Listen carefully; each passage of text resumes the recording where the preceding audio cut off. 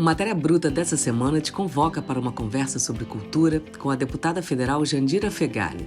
Ela acaba de lançar o livro Cultura é Poder pela editora Oficina Raquel. No livro, Jandira mergulha na riqueza da cultura brasileira, desde suas raízes históricas até as questões que estão em pauta hoje na sociedade. Na conversa com o Curta, a deputada falou sobre um projeto de lei de regulamentação do streaming, com a taxação de grandes plataformas estrangeiras, falou sobre a Lei Rouanet e sobre a cultura como atividade econômica.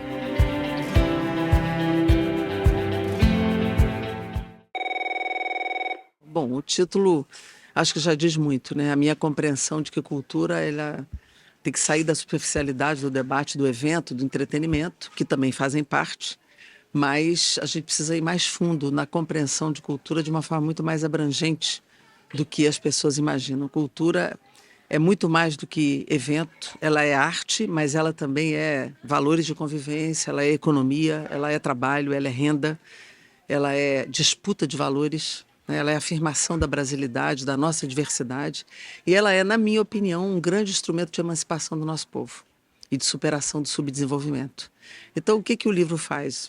Bebendo em várias fontes de muitos autores, antropólogos, sociólogos, economistas, eu tento dar esta contribuição de dar relevância mais abrangente a essa pauta. Essa é a ideia do livro.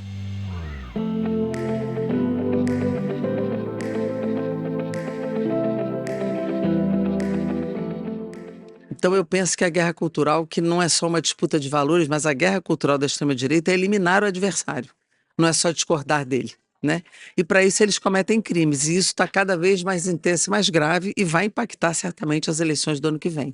Eu acho ela muito forte e intensificada com a vitória de Trump nos Estados Unidos, né? Eu acho que a extrema-direita se sentiu fortalecida com essa vitória e estão fazendo fóruns de estruturação de guerras culturais, de milícias digitais, de formação de jovens para fazer a milícia digital, para desinformar, para cometer crime, para violar a democracia. Eles têm uma escola disso, eles têm feito escolas sobre isso, envolvendo inclusive as big techs, participando desses seminários da extrema-direita. Eu, de alguma forma, eu tento transmitir isso também no livro, da importância da cultura na disputa de valores na guerra cultural que a gente vive hoje. Até porque nós estamos disputando com uma crença. Não tem racionalidade, não tem base na realidade. Nós estamos disputando com uma crença que, acima de tudo, transforma a realidade naquilo que eles desejam que seja, mas que não é a realidade de fato. Então, é uma disputa difícil, mas que nós vamos ter que enfrentar. Eles sempre utilizaram a indústria cultural como soft power em relação ao mundo, né?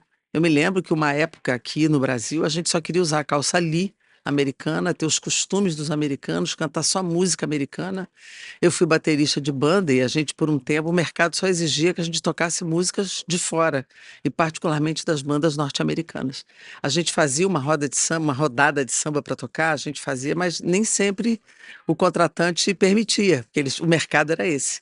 Então eles fizeram soft power a partir da cultura deles, da produção deles, e também a cultura no sentido do comportamento, né? A gente sabe que a solidariedade é uma cultura e o individualismo é outra, né? Essa disputa de fracos contra fortes, essa disputa que vai para além do soft power da indústria cultural. Então, por isso que eu digo, cultura é poder. Então, enfrentar a extrema-direita, a gente enfrenta muito pela cultura. Não só pela arte, daquilo que ela consegue fazer de aderência, mas também na disputa dos valores e nas formas de convivência da civilização.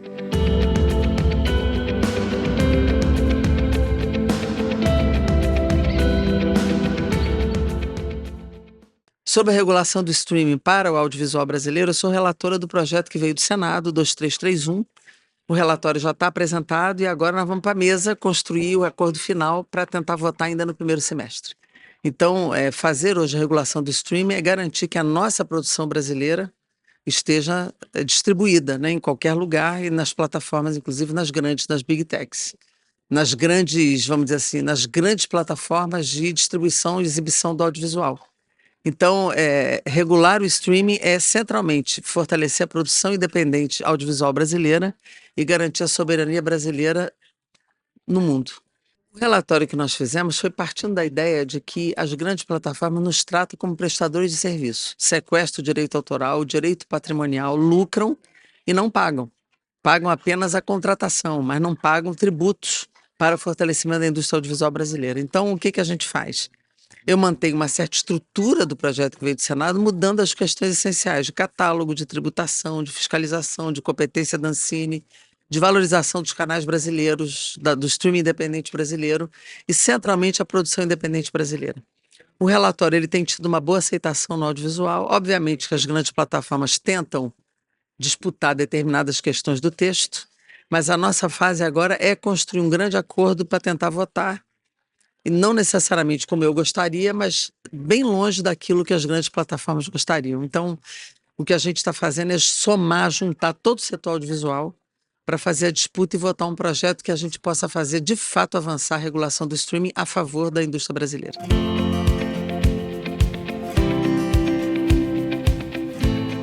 O Ministério voltou enfrentando a inexistência de um quadro técnico, né? Porque muita coisa foi levada para o Ministério do Turismo, então eles entraram com um ministério, tiveram que reconstruir um ministério inexistente, trazer quadros que estão vindo lentamente para compor as equipes, né?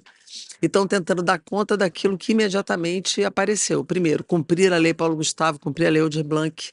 Eu sou autora da Lei Aldir Blanc e acompanho muito de perto e sei que são leis importantíssimas de fomento. É o que dá o grande orçamento para a cultura hoje, é a Lei Aldir Blanc, né? Então, o que o Ministério fez nesses primeiros 2 anos foi se reestruturar, botar para acontecer as leis, né? E tentando estruturar a Secretaria do Audiovisual, que estruturou com a Joelma, a Secretaria, o IFAM, né, que estava sem recurso, a Casa Rui Barbosa está com uma excelente gestão, tem também a Funarte, que está sendo reconstruída, que ela foi quase que extinta, né, na prática. Então, na verdade, foi uma primeira fase de reconstrução e dar conta das políticas iniciais, e eu espero que agora, nesses 2 anos seguintes, novas questões apareçam e que o Ministério dê muito conta, porque é muito importante que esse Ministério dê certo.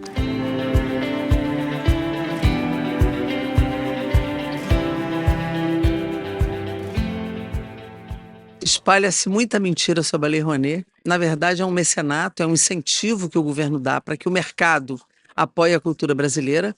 E isso é feito de forma plural, é feito de forma abrangente, não é qualquer separação ideológica ou partidária para o ganho desse patrocínio. O governo só credencia e depois o pessoal vai para o mercado captar.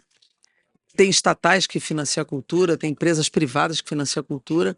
O que a gente precisa é garantir que ela seja distribuída para todo o Brasil, né?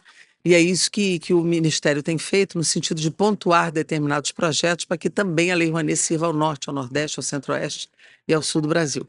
Mas é uma lei que tem sido muito importante para o Brasil há muitos anos. E é importante que isso seja, mas também é importante o fomento direto, como é a Lei Aldir Blanc. Todo fascismo destrói inicialmente a cultura. Então, como eles querem destruir, eles inventam que é lei para vagabundo, é lei só para quem é da esquerda, o que não é absolutamente verdade. Já foi feita uma CPI sobre a Lei Rouanet e nada absolutamente foi encontrado. Tentaram atacar o ex-ministro Gilberto Gil, tentaram atacar, mas não tem base nenhuma, não tem sustentação na realidade, e aí eles ficam sem base real para fazer o discurso. Mas eles continuam fazendo, eles não têm nenhum pudor para mentir. Isso é mais uma divulgação de fake news e de coisas de quem desconhece a cultura brasileira e desconhece o que é uma lei de mecenato cultural. Eles não conhecem nada, eles só querem destruir aquilo que foi construído. Por muito tempo o Ministério só se sustentou na Lei Rouanet porque não tinha orçamento, coisas que a Lei Aldir Blanc e a Lei Paulo Gustavo deram e que o governo Lula também repõe. Então isso é um desconhecimento total para agredir aqueles que não compõem com eles. Então eles continuam falando, mas eu acho que isso não está colando mais. Toda peça de teatro que eu vou, e eu vou muito, os artistas dizem, isso aqui tem a ver com a Lei Rouanet, e o público aplaude, porque entendeu que aquilo ali é importante. Então eu acho que é uma tiro no pé o que eles estão fazendo.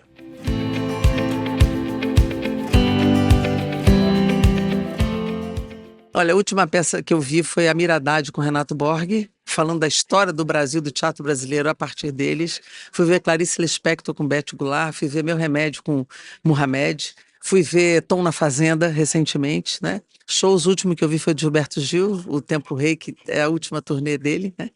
E livros eu leio muita coisa. O livro que eu estou lendo agora, de novo, é o Celso Furtado, Dependência e Criatividade, que eu estou fazendo a dissertação do mestrado e estou lendo sobre economia brasileira. Vai surgir um novo livro e o terceiro já está no forno também. Você concorda com as opiniões da deputada Jandira Fegali sobre cultura? Conte pra gente o que você acha desse assunto na enquete do Spotify ou pelas redes sociais. Este episódio foi produzido por Eduardo Fradkin, contou com a captação de som de Luí Barbará, identidade visual e artes de Gabriela Diniz, revisão de Francis Carnaúba, coordenação geral e edição de Bárbara Luiz e voz de Flávia Mano. O Matéria Bruta é o podcast do canal Curta dedicado à cultura e às humanidades. Para você ficar por dentro de tudo, se liga na dica. Se inscreva no Google Podcasts ou no Castbox, siga o Matéria Bruta no Spotify e na Amazon ou assine no Apple Podcasts.